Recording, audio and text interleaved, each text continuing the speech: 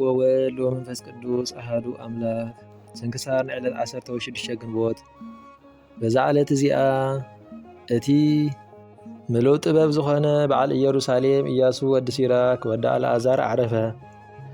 ኣብ መጀመርያ ትንቢቱ ንሑፃ ንነጠብጣብ ዝናም ንምዋእለ ዓለም ንዓመታት መን ቆፀረ በለ። ብዛዕባ ተዋህዶተ ክርስቶስ ምስ ኣቡኡ ሕሊና ጥበብ ካብ ፍጥረት ዓለም ንጥበብ ሱራ ንመን ተገልጸ? መን እዩኸ ምኽሪ ጥበብ ዝፈለጠ? ንሳ እንሆ ግርምቲ እያ ኣብ ልቢ መንበር እግዚኣብሔር ከዓ ትነብር በለ። ደጊሙ ከዓ በለ ኣነ ንልዑል ካብ ኣፉ ወፃእኩ ከም ግመ ከዓ ንምድሪ ከደንክዋ። ኣነ ኣብ ሰማያት ሓደርኩ መንበረይ ከዓ ኣብ ዓንዲ ደመና በይነይ ከዓ ወሰናስን ሰማይ ዞርኩ። ኣብ ዕምቆት ቀላያትን ኣብ ልዕሊ ማያት ባሕርን ከዓ ዕረፍቲ እናደለኹ ተመላለስኩ። ደጊሙ ከዓ ብዛዕባ ንክርስቶስ ርደቱ በለ እግዚኣብሔር ኣብ ያዕቆብ ሕደሪ ኣብ እስራኤል ከዓ ተዋረሲ በለኒ። ብዛዕባ ንክርስቶስ ሞቱ ብዛዕባቶም ብቕትለት እቲ ጻድቕ ዝሕጐሱ ኣይሁድን ጥፍኣቶምን ከዓ በለ። ብመጻወዲኡ ክተሓዙ እዮም ሞቶም ከይበጽሐ ከዓ ክወሓጡ እዮም በለ። ብዛዕባ ንስሓን ናብ ሓጢኣት ምምላስን ከዓ ተሓጺብካ ረሳሕ ነገር እንተዳህሰስካ እንታይ ይጠቅም በለ። ብዛዕባ ህንጸት ቤተ ክርስቲያንን ብዛዕባ ዝበደሉ ህዝብን ከዓ በለ። ኦ ጎይታ ነዞም ብስምካ ዝተሰሚዩ ህዝብኻ ይቕረበል። ኦ ጎይታ ነዞም ብስምካ ዝተሰሚዩ ህዝብኻ ይቕረበል። ንእስራኤላውያን ነቶም በረኸት ዘብዛሕካዮም ይቕረበል። ንቅዱሳት ሃገራትካ ንኢየሩሳሌም ሃገር ምዕራፍካ ንጽዮንን ንደቃን ከዓ በረኸት ቃልካ ምልኣየን በለ። ብዛዕባ ስዩማንን 7 ማዕርጋትን እውን በለ። ጻድቃን ሰምዑ ውሉድ ጻድቃን ጨብጨቡ። ዕምባባ በረኻ ብጠሊ በረኻ ከም ዝዕምብብ ዓንበቡ። ከም መኣዛ ሊባኖስ ከምኡ ድማ መኣዛኹም ይጣዓም በለ። ግብሪ እግዚኣብሔር እናኣዘከረ ድማ ንሰማይ ንጽህንኡን ጽንዓቱን ርእየት ሰማይ እውን ንፀሓይ ከብርቆ ክርአ ከሎ ንዓለም ብቐትሩ ከድርቆ ከሎ ነቲ ከም ዝነድድ ሃልሃልታ እቶን ዝኾነ ዋዒኡ ሙቐቱስ መን ክቃወሞ ይኽእል በለ። ንፀሓይ ሳልሳይ ኣፉ ንጎቦታት የቃጽሎም ካብኡ ሙቐት ሓዊ ይተፍእ። ወርሒ ከዓ ምልክት ናይ ዓለም እያ ብኡ መዓልታትን ትእምልቲ መዓላትን ይፍለጥ። ሽልማት ሰማይ ናይ ከዋኽብቲ ክብሪ እዩ ኣብ ዓለም ንብሔር የብርሁ። ከምኡ ድማ ንእግዚኣብሔር ብቓል ቅዱስንኡ ስርዓቶም ሓልዮም ይኸዱ። ካብቲ ዝግብኦም ካብ ዓቕሞም ኣይጋገዩን ኣይዛናበሉን ምንቕ ኣይብሉን በለ። ብዛዕባ ቀስተ ደመና ኩናት ረኣኹ በለ። ብርሃኑ ጽቡቕ እዩ ኢቲ ልዑል ከዓ የመሓድሮ ስለዚ ንፈጣሪኡ ኣመስገነ።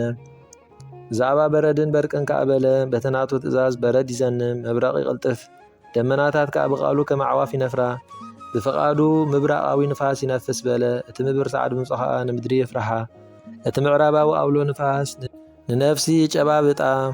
እቲ ንሰማይ ዘገልበቦ ኣስሓይታ ድማ ከም ሓፂን ከም በሊሕ ስባር መስትያት ይጨድድ ይጭንድሕ በለ። ብዛዕባ ዝናም ድማ ዝናም ምስ ዘነመ ንምድሪ የሐጉሳ ብናቱ ምኽሪ ከዓ ቀላይ ይነጽፍ በለ። ንኣበው ነቦታት ከዓ በብቲ ዝተዋህቦም ሃብቲ ትዕድልቶም ወደሶም። ሄኖክ ንእግዚኣብሔር ከም ዘስመሮ ኖህ ከዓ ጻድቕ ኮይኑ ከም ዝተረኽበ ኣብርሃም እሙን ከም ዝኾነ ይስሐቅ ከዓ ንኹሉ ደቂ ሰብ ዝጠቅም በረኸት ከም ዝተዋህቦ ንያዕቆብ ብሕያውነቱ ከም ዝተገልጸሉ ን12,000 ህዝቢ እውን ከም ዝወለዶም ብእግዚኣብሔርን ብሰብን ፍትዋት ከም ዝኾኑ ንሙሴ ከዓ ብሩኽ መዘከርቱ ክብሪ ቅዱሳን ዝምስሉ ንኣሮን ሓዉ ከዓ ዘለኣለማዊ ሕጊ ዝተሰርዓሉ ብልብሲ ቅድስናን ብኣኽሊል ወርቅን ዝሸለሞ ንፊንሃስ ወዲ አልዓዛር ሳልሳይ ዝኽብሩ ንኢያሱ ወዲ ነዌ ንህዝቢ እስራኤል ምድሮም ዘረስተዮም ኢዱ ምስ ኣልዓለ ድማ ዝተመስገነ ንሳሙኤል እውን ብእግዚኣብሔር ፍትው ዝኾነ ንናታን እውን ብዘበን ዳዊት ዝተነበየ ንዳዊት እውን ነቲ ጅግና ዝበሃል ጎልያድ ከም ዝቐተሎ ወደሶ ንሰሎሞን ወዱ ከዓ ብዘበን ሰላም ከም ዝነገሰ ኢየሩሳሌም ኣብ ማእከላ ከም ዝተቐመጠ ንኤልያስ እውን ምዉት ከም ዘተንስአ ካብ ሰማይ ሓዊ ከም ዘውረደ ንባዕሉ ከዓ ባህልሃልታ ሓዊ በፍራስ እሳት ከም ዝዓረገ ንኤልሳዕ እውን ብዘበኑ ንጸላእቲ ከም ዘሰንበድዎም 2 ሙታት ከም ዘተንስአ ሓደ ብህይወቱ ከሎ ሓደ ከዓ ምስ ሞተ ንሕዝቅያስ እውን ሃገሩ ከም ዘጽንዐ ንሰራዊት ፋርስ ከም ዝቐተሎም ነቶም ንጽዮን ዘበኺዩላ ዝነበሩ ከዓ ከም ዘሐጐሶም ርኽሰትን ሓጢኣትን እውን ከም ዘርሓቐ ንኤርምያስ እውን ካብ ከብዲ ኣዲኡ ከም ዝተሓርየ ንሕዝቅኤል ከዓ ክብሪ እግዚኣብሔር ከም ዝረኣየ ንዘሩባቤል ከዓ ኣብ የማና ኢዱ ከም ማዕተብ ን12 ነቢያት ኣቦቶኦም ኣዕጽምቶም ከም ዘጭብጭብ ንሆሴዕን ንነህምያን ዝወደቐት ህንፃ ከም ዘለዓሉ ንዮሴፍ እውን ከምኡ ዝበለ ሰብ ከም ዘይተወልደ ንስየምን ንኖህን ክብሮም ካብ ደቂ ሰብ ከም ዝዓቢ ንኣዳውን ኣብ ልዕሊ ኩሉ ፍጥረት ንጉስ ከም ዝኾነ ንስምዑ እውን ብዘበኑ ከም ዝሃነፀ ነቶም ህዝቢ ከዓ ብምምላሶም ከም ዝተመስገነ ኣብ መዕፀዊ መጽሓፉ ከዓ ነቲ ኣብ ኩሉ ዓበይቲ ነገራት ዝገብር ንዓነ ከዓ ካብ ከብዲ ኣዴታትና ጀሚሩ መዋእልና ዘንውሕ ኣምላኽ ኩሉ ዓለም ኣመስግንዎ በለ። እዚ ምስ በለ ብሰላም ዓረፈ። እግዚኣብሔር ብጸሎቱ ይመሓረና ንዘለዓለም ዓለም ኣሚን። ሰላም እብል ለሲራክ ፍጹም ወልደ አልዓዛር ዘኢየሩሳሌም ቆሪር ማይ ከመ ያጠፍኦ ለፍህም ያጠፍእ ይቤ መጽውቶ ብእሲ ድኩም ሃጣዊሆሙ ለስጋ ወደም። በዛ ዕለት እዚኣ ንቅዱስ ዮሐንስ ወንጌላዊ መዘከርቱ እያ። ኣብ ሃገር እስያን ኤፌሶንን ኩሎም ኣብ ከባቢኣ ዘለው ዓድታትን ስብከት ወንጌሉ ዝዝከረላ ዕለት እያ።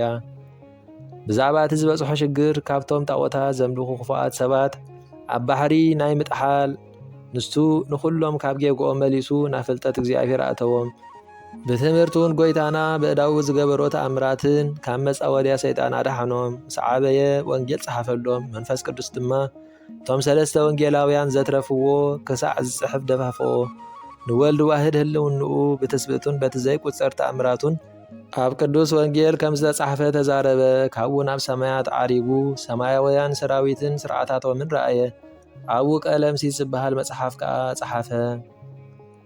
ግብፃውያን ከዓ እዚ በዓል እዚ ንመዘከርታ ስብከቱ ኢሎም ሰርዕዎ። ከምቲ ስብከቱ ከዓ በዛ ዕለት እዚኣ ኣብ ሃገረ እስክንድርያ ቅዳሴ ቤተ ክርስቲያኑ ኮነ። እግዚኣብሔር ብጸሎቱ ይመሓረና ንዘለዓለም ዓለም ኣሜን። ሰላም ለቅዳሴ ቤትከ በእለ እስክንድርያ ሃገር እንተሃነጽዋ ኬነውት ወጠበብተ ምክር እንዘትበውእ ዮሐንስ ውስተ መቃብር ተሃባይከ ወተሰወርከ በኃይልከ ወስልጣንከ መንክር ባህቱ ልብሰከ ዘተርፈ ለዝክር ሰላም እለከ ሶበ ሰማይከ አዋዴ እምቃለ ወንጌል ዘወርቅ እንበለ ተምያን መፍዴ ዮሐንስ ዘኮንከ በእንተ ጽድቅ ነጋዴ መኒነከ እመ ወላዲተ ወአበ ወላዴ ምስለ ነዳያን ነበርከ በደድዬ አመ ውስተ እሳት ይወድይዋ ወይቀስፍዋ በአስዋጥ እስመ ተአመነተከ ክርስቶስ በቅድመ ተኩላት መሰጥ በአምሳለ ብእሲት ሰናይት ወበዓልተ እፍረት ጽዑጥ አዝዝ ዘልፈ እግዚአብሔር ስሉጥ ለአስበ ሚካኤል ይስክርዋ በአፍአ ወውስጥ። በዛ ዕለት እዚኣ ሰማዕታት ኤጲስቆጶሳት ዝዝከሩ ዕለት እያ። በረኸቶም ሳና ይኹን ዘለዓለም ዓለም አሜን። ምስጋና ንአብን ወልድን መንፈስ ቅዱስን ሎምን ኩሉ ሰዓን ዘለዓለም ዓለም ይኹን። ስንክሳር ናይ ዕለት 16 ግንቦት ተፈጸመ።